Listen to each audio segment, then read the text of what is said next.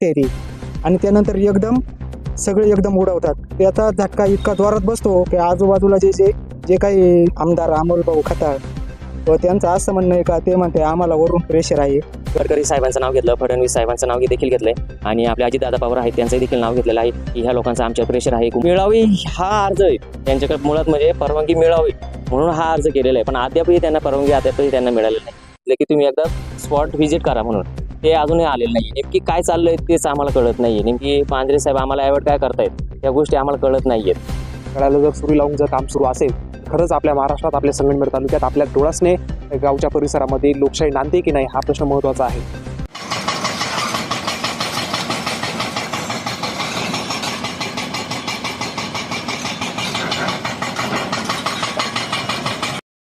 पुणे व नाशिक हे दोन महानगरांना जोडण्यासाठी पुणे नाशिक महामार्गाची निर्मिती झाली. काही दिवसांपूर्वीच ह्या महामार्गाचं चौपदरीकरणाचं काम झालं. त्यानंतर हा महामार्ग जो आहे तो सुसाट धावायला लागला. प्रेक्षकांनो, हा महामार्ग डांबरीकरण झाला आणि डांबरीकरणानंतर ह्या महामार्गाचं काँक्रिटीकरणाचं काम जे आहे ते NHAI सुरू केल्यानंतर पुणे नाशिक महामार्गाच्या डोळसने गावामध्ये जो महामार्गाच्या काँक्रिटीकरणासाठी लागणारा जो खडक आहे त्या ठिकाणी एक खाण सुरू करण्यात आली व याचं जे ठेका आहे, याचं कॉन्ट्रॅक्ट आहे ते एका खाजगी कंपनीला देण्यात आलं व त्यानंतरच या ठिकाणी मोठा संघर्ष सुरू झालेला आहे. आपल्या बरोबर सध्या डोळसने गावातील काही ग्रामस्थ आहेत. काय नक्की त्या पुणे नाशिक महामार्ग होणं ही तर चांगली बाब आहे. काँक्रिटीकरण त्या ठिकाणी होत आहे. उद्या कुंभमेळा आलेला आहे नाशिकला. मग तुम्ही ह्या महामार्गाच्या काँक्रिटीकरणाला विरोध नक्की का करता? त्या महामार्गाला विरोध आमचा मुळात हेतू नाहीच आहे. आम्ही त्या कंपनीच्या उत्खनन जे चाललं आहे त्या उत्खनाच्या आम्ही नजीक राहत आहोत. त्या उत्खनाच्या नजीक असल्यामुळे त्या उत्खनन जे भव्य प्रमाणात जे होत आहे त्याचे जे धूळ उठणे, त्या क्रेशरपासून धूळ उठणे, त्या प्लास्टिकचे आवाज, ते जे त्या ध्वनी प्रदूषण त्या त्या इतक्या म्हणजे इतक्या भव्य प्रमाणात आहेत की आमच्या नुकसान, माझे पक्षी झालेत किंवा प्लास्टिकमुळे जे आमच्या शेजारी जे बोरवेल आहे त्या बोरवेलला पाणी सुद्धा राहिलेलं नाही. त्यांनी शासनाला काहीतरी कर दिला असेल ना, काहीतरी परवानगी घेतली असेल ना. त्यांनी परवानगी फक्त मिळावी हा अर्ज आहे त्यांच्याकडे, मुळात म्हणजे परवानगी मिळावी म्हणून हा अर्ज केलेला आहे. पण अद्यापही त्यांना परवानगी मिळालेली नाही. जे समजा आपले जे खाण संचलन परवानगी आहे ते अजूनपर्यंत जे मुख्य आहे तो कागद तो अजूनपर्यंत त्यांना मिळालेला नाही.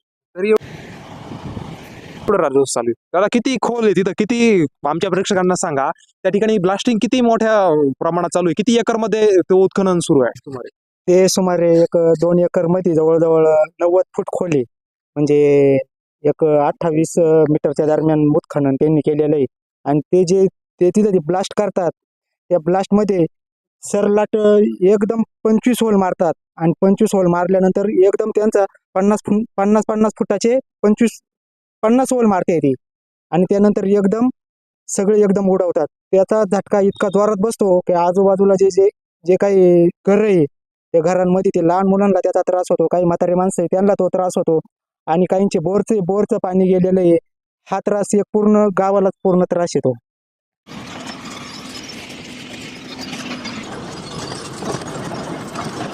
या संदर्भात तुम्ही अधिकाऱ्यांना भेटले का? तुम्हाला काय उत्तर देण्यात आले? आम्ही अधिकाऱ्यांना भेटलो. आम्ही जे तहसीलदार साहेब आहे, मांजरे साहेब, यांना देखील भेटलो. त्यांना आम्ही सांगितलं की आमच्या ज्या बाधित शेतकरी आहे त्यांची नुकसान ह्या कंपनीमुळे खूप प्रमाणात होत आहे. तुम्ही ह्या कंपनीला तुम्ही एकदा भेट द्यावी. अद्यापही तहसीलदार साहेबांना आम्ही वारंवार सांगितलं की तुम्ही एकदा स्पॉट व्हिजिट करा म्हणून ते अजूनही आलेले नाही. नेमकी काय चाललंय तेच आम्हाला कळत नाहीये. नेमकी मांजरे साहेब आम्हाला यावर काय करतायत त्या गोष्टी आम्हाला कळत नाहीयेत. आणि जे परवानगी जे आहेत ना, अद्यापही परवानगी तसे दिलेले नाहीये. आता आम्हाला जे 2 कागद मिळाले ते एका 236 मध्ये 4 गुंठे त्यांना फक्त उत्खनन 500 ब्राससाठी उत्खनन करायला परवानगी मिळाली आहे. परत 234 मध्ये पण 35 मध्ये 35-36 मध्ये म्हणजे पूर्ण 9 गुंठ्यामध्येच त्यांना परवानगी अशी 1000 ब्रासचीच परवानगी मिळाली आहे. मला सांगा, ज्यावेळेस तुम्ही बोलले का आमच्यावर दबाव काही कोणाचा? हो, आम्हाला गडकरी साहेबांचं नाव घेतलं, फडणवीस साहेबांचं नाव देखील घेतलंय आणि आपले अजितदादा पवार आहेत त्यांचंही देखील नाव घेतलेलं आहे की ह्या लोकांचं आमच्यावर प्रेशर आहे. कुंभमेळ्यामुळे आम्हाला हा रस्ता करणं खूप गरजेचं आहे. पण असं नाही की बाधित शेतकऱ्यांच्या गळ्याला सुरी लावून हे काम करणं योग्य मला तर वाटत नाही. असं योग्य आहे की ह्यांनी असं सांगावं की जे गडकरी साहेब आहेत, आपले जे फडणवीस साहेब आहेत किंवा अजितदादा पवार साहेब आहेत त्यांनी असं सांगितलं आहे की बाधित म्हणजे जे शेतकरी आहे त्यांच्यावर गळ्याला सुरी लावून तुम्ही काम सरसराट चालू द्या, असं जर सांगितलेलं असेल तर आम्ही अडचण नाही आमची काही. तुम्ही आपले स्थानिक आमदार आहेत अमोल खताळ साहेब, त्यांच्याकडे गेले होते का आणि त्यांनी काय नक्की तुम्हाला सांगितलं? हो गेलतो आम्ही, अमोल भाऊंक पण गेलतो.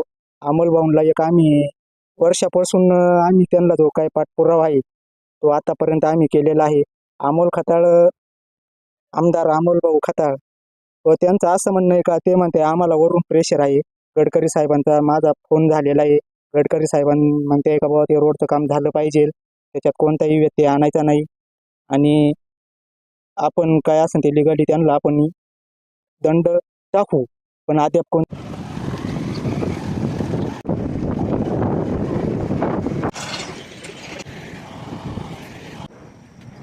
कारवाई प्रेक्षक हो, झालेली आपण जर पाहिलं तर अधिकारी असतील किंवा स्थानिक लोकप्रतिनिधी असतील यांच्यावरती प्रचंड दबाव आहे. पण दबाव जर असेल तर ते जे स्थानिक आहेत त्यांना जो हा त्रास होतो त्याला नक्की जबाबदार कोण?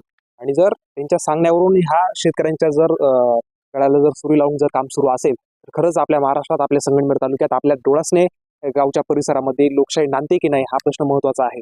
दादा, काय मागणी आहे आता? आमची मागणी आहे की आमच्या जे नुकसान जे बाधित शेतकरी ज्यांचं नुकसान झालं आहे ना त्यांना त्यांची भरपाई मिळावी. हे 1-1.5 वर्ष झाले ते नुकसान सोसत आहेत. आणि दुसरी गोष्ट की त्यांना जे सरकारने जे नियमात जे काम करायला लावलेलं आहे की ते नियमामध्ये त्यांनी काम करण्याचं प्रोसेस चालू करावं. आम्हाला अशी माहिती कळली आहे की काही शेतकरी जे आहेत त्यांना काही माबेजा त्यांच्याकडून देण्यात येतोय. हे खरं आहे का? हो, हे खरं आहे. आजही तुम्ही जर तिथल्या शेजारी ज्यांचं नुकसान नाही त्यांनाही आज त्यांचं जरा थोडंसं गावामध्ये पुढारपण असल्यामुळं त्यांनाही नुकसान एक भरपाई म्हणूनच असं त्यांना चालू आहे. आजही जर तुम्ही जर प्रत्यक्षात जर त्याचे स्टेटमेंट जर बँकेचे पाहिले तर प्रत्येकाला महिना जात आहे व्यवस्थित. काय बरं, लहान लहान मुलं आहे ज्यावेळेस हे जी कंपनीचं सगळं काम चालतं हे चालत असताना तुमच्या गावातून आंदोलन झाली, विविध ऍक्टिव्हिटी झाल्या, यातून काय आउटपुट निघाला का? आता त्या कंपनी त्या धुळीमुळं तिथे ते पर्यावरणाचं ते त्यांचं जे काही ते हे त्यांचा पण एक रिपोर्ट आलेला आहे. त्याच्यात बी काही माणसं पॉझिटिव्ह निघलेली आहे. हा रिपोर्ट आमच्यापर्यंत आलेला आहे आणि ज्यांना जे काही नुकसान भरपाई चालू आहे तुम्ही आंदोलन केलं होतं त्याचं काय झालं? उपोषण केलं होतं तर आम्हाला त्याच्यात कोणताच काही फरक नाही पडलेला. आमचं आंदोलन सोडायला तहसीलदार साहेब आपले कदम, नायब तहसीलदार कदम साहेब आलते, परत गुलाबराजे भोसले आलते, रवी भाऊ दातीर आलते, निलमताई खताळ आलत्या आणि रणजित ढेरंगे आलते. पण ते उपोषण सोडेपर्यंत म्हणले तुमच्या काय असेल ते आपण सर्व मिटून घेऊ, पण अद्याप आम्हाला कोणत्याही नुकसान भरपाई दिलेली नाही. प्रेक्षको, आपण बघू शकतो या ठिकाणची जे उत्खनन चालू आहे हे शेकडो नाही, हजारो नाही तर लाखो टनांचं या ठिकाणी गौण खनिजाचं शासनाचा महसूल बुडून या ठिकाणी उत्खनन सुरू आहे. आणि ही नक्कीच जे अधिकारी असतील, जे या ठिकाणचे जे जबाबदार नागरिक असतील, जबाबदार लोकप्रतिनिधी असतील यांच्यासाठी ही एक चिंतेची बाब आहे. यामध्ये वेळीच लक्ष घालावं अशी मागणी या ठिकाणच्या ग्रामस्थांकडून होते. मी आदेश वाकळे, महाराष्ट्र ऑनलाईन, संगमनेर. निपक्ष, रोखोक तसेच सामाजिक, आर्थिक, राजकीय, शैक्षणिक, धार्मिक ह्या रोखोक बातम्यांचा आढावा घेण्यासाठी आपल्या MH ऑनलाईनला नक्की सबस्क्राईब करा. धन्यवाद.